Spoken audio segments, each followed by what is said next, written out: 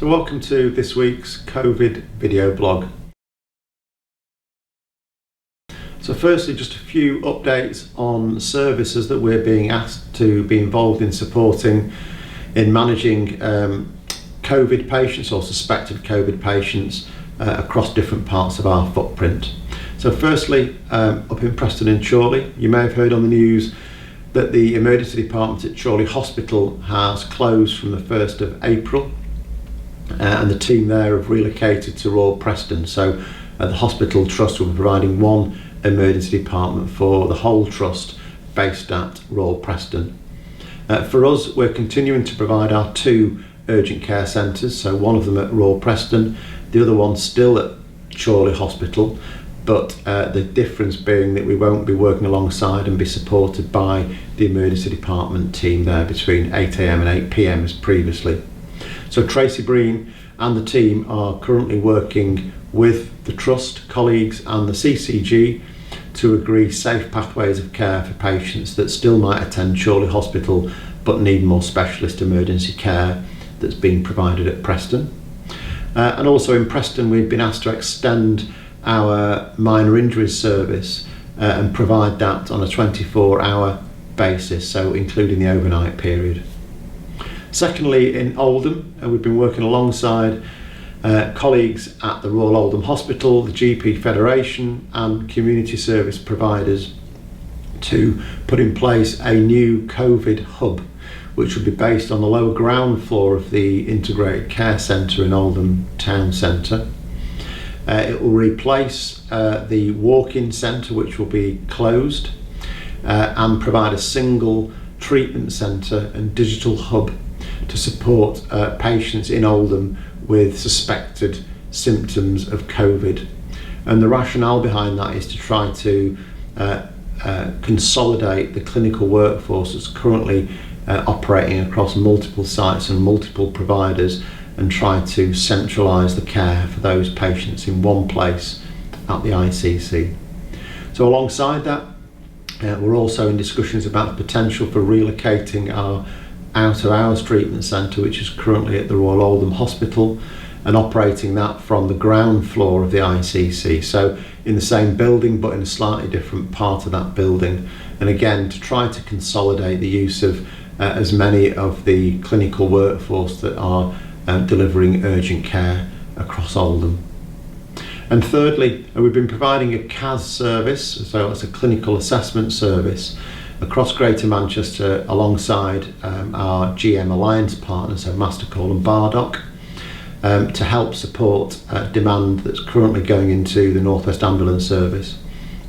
We've been in discussions with Greater Manchester Health and Social Care Partnership to see whether we can expand that service and take on a much larger number of patients that are trying to access care through 111, 999 and also via care homes in order to try to take some of the burden off those frontline telephone advice services. So conversations and discussions are going on at the moment and we're expecting that service to be scaled up within the next week or so.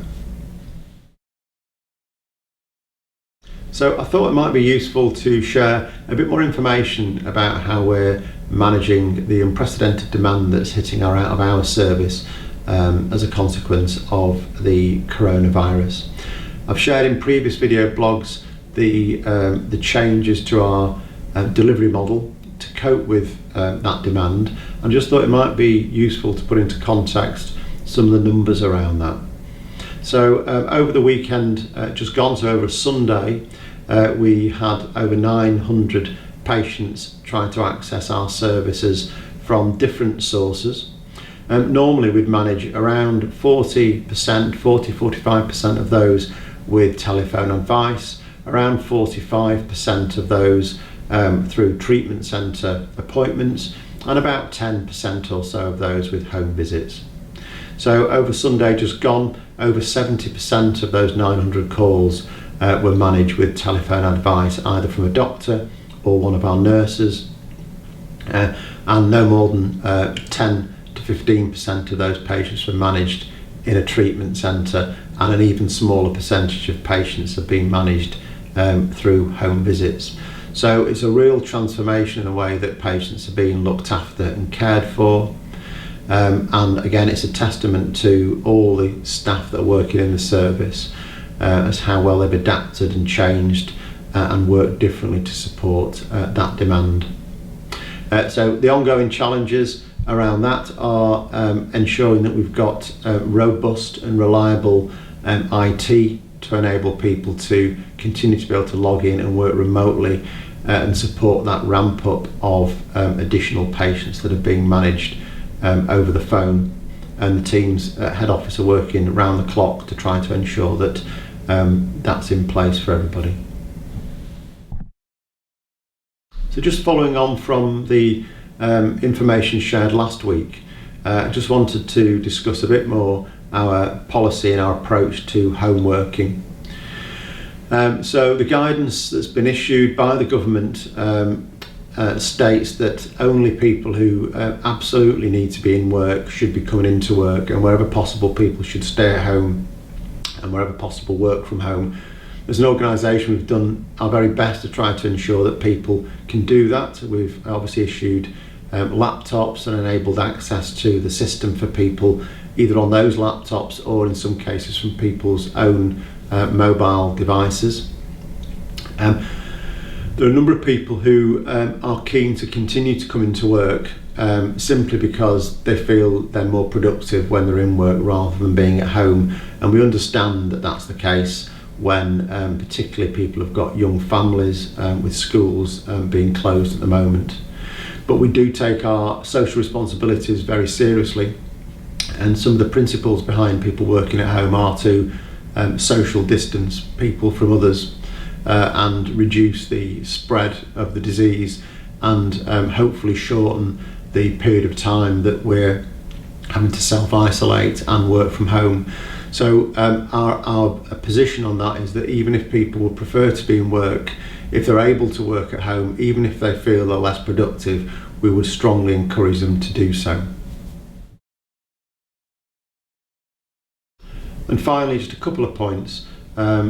Firstly, another huge thank you to all of you who are continuing to come into work, work from home, contribute to the organisation and shown huge commitments to patients and the organisation, your colleagues. I do really appreciate it. The whole team and the board really appreciate the efforts that people are putting in. We do realise that increasingly you're coming to work and your colleagues are depleted as they're self-isolating and suffering symptoms themselves. So we'll do all we can to support you to continue to do so. Well, thank you. And secondly, just a brief best wishes and heartfelt thoughts go out to certainly a couple of members of staff who we know are extremely poorly and have been admitted to hospital. So we wish them and their families all the very best over the next few weeks.